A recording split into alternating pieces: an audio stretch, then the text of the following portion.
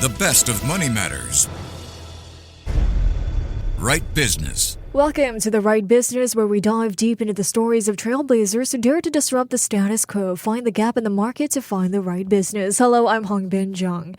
Now, clean, accessible water is critical to human health, and yet over 40% of the global population does not have access to sufficient clean water. According to the UN Water, a whopping 1.8 billion people will be living in countries or regions with absolute water scarcity by 2025. And it's not just that. Up to 80% of illnesses in the developing world are linked to inadequate water and sanitation. One Singapore enterprise is looking to change this. Wateroam is on a mission to build a world without prolonged thirst. As of July 2020, they have left their watermark across 38 countries and impacted over 100,000 lives. And recently, the editor-in-chief at The Peak Singapore had a conversation with the founder of Wateroam. We'll find out if it's really possible to build a world where there's enough water for every single person.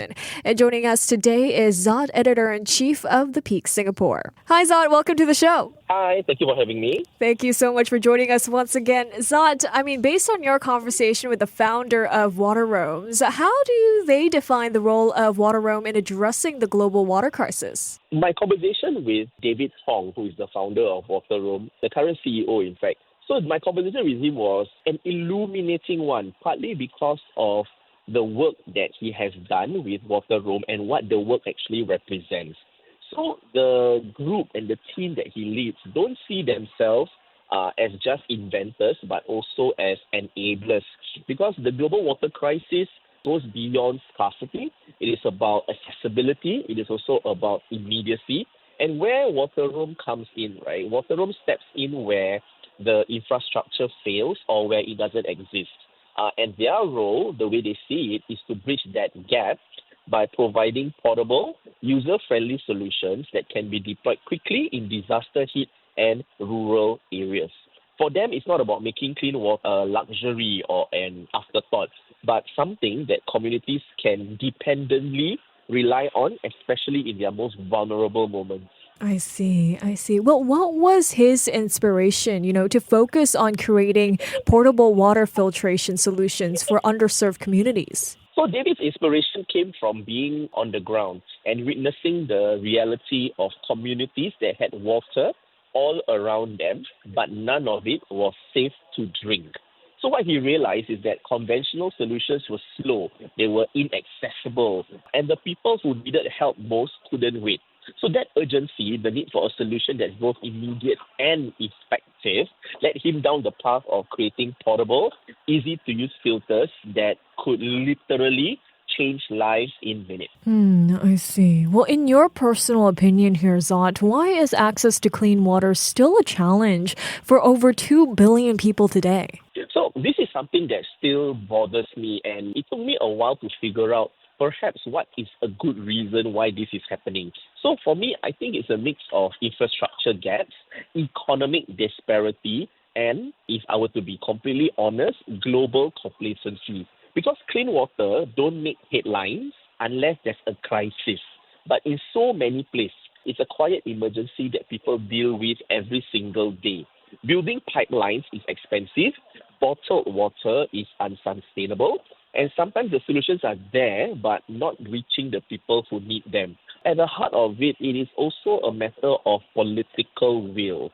Because until clean water is treated as a non-negotiable, the problem will always persist. I see. So how does Wateroam, ensure that its products are not only functional, but also adaptable to the unique needs of, different communities? Okay, so how this works, right, is that Wateroam, they never design in isolation or in a silo. So every product is the result of deep collaboration with humanitarian partners, with communities on the ground. So what works in one region might not work in another. So adaptability is very, very important. So the Roam Filter Plus, for instance, was re-engineered multiple times based on real-world feedback, making it lighter, more portable, and intuitive to use in crisis conditions. So the way I see it, right, is that constant loop of listening, learning, and refining that makes the solutions they produce so so effective. I see, I see. Well, is there a specific story or experience where the co-founder and CEO David saw the direct impact of his work on a community's access to safe drinking water? So one moment that he shared with me really stick with me. So during a disaster response mission, their team arrived with the Rome Filter Plus, and within hours, clean water was flowing in a community that had been relying on contaminated sources for days. And he describes watching the children drink from the filter for the first time and their faces lighting up with relief and joy. And I think it was at that moment that he realized that their work wasn't just about engineering, but also about dignity and hope. Wow, that's an amazing story. Well, what challenges then did he face in developing solutions that balance both portability and efficiency, and how did, he overcome them? So the first versions of their filters were functional, but not easy to transport. So humanitarian teams told them outright that this is going to be very difficult to work in the field. So instead of seeing that as a failure, they used it as a motivation. So they went back, reworked the design, tested prototypes, and this amidst situations where funding was tight, resources was limited, but they refused to compromise. So the final result, which is the Rome Filter Plus, is proof that with enough persistence and humility to listen, you can find that balance between efficiency and practicality. I see. But how does Wateroam differentiate itself from other water filtration solutions available in the market? I think we have to be very clear that Wateroam doesn't just or only sell filters. They are actually in the industry of building trust and long-term impact. So their focus is on simplicity, speed, and real-world applicability. So while other solutions can be a little bit more complicated or require technical knowledge, Wateroam's products are designed for anyone to use, even in the most stressful of situations. So their focus is on usability and immediate deployment. And this, combined with their commitment to ongoing community engagement, really sets them apart from more traditional product-centric players.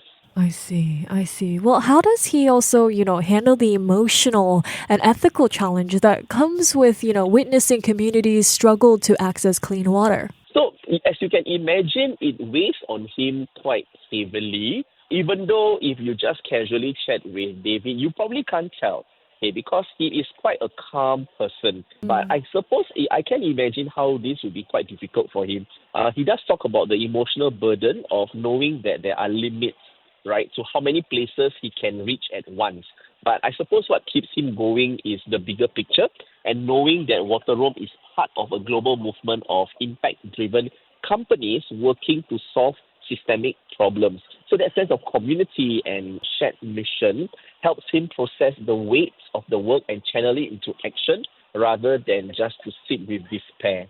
I see. Also, with all this, what role do partnerships with humanitarian organizations and local communities play in the development and implementation of his products from Wateroam? So the truth is, right, that the products that Wateroam creates are only as good as the partnerships that help deploy them. Humanitarian organizations help provide crucial feedback and test their solutions in the field, whereas local communities offer insights that no lab test could ever replicate.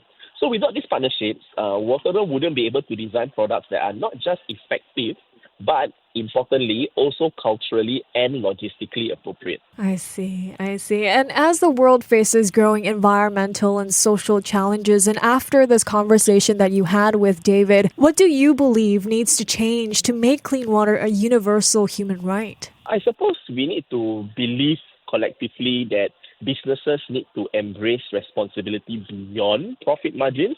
I mean, we have all seen when innovation, advocacy, and education comes together, systemic changes becomes possible. But that, for me, requires more companies to put social impact on equal footing with financial returns. So only then can we start treating access to things like clean water, not as charity, but as a basic, non-negotiable human right. I see. Well, thank you so much, Zot, for joining me today. Thank you so much. Thank you. That was Zot, Editor-in-Chief of The Peak Singapore. This has been The Right Business with me, Hongbin Jeong. To listen to more great interviews, download our podcasts at audio.sg or download the audio app. That's AWEDIO, audio at the App Store and Google Play.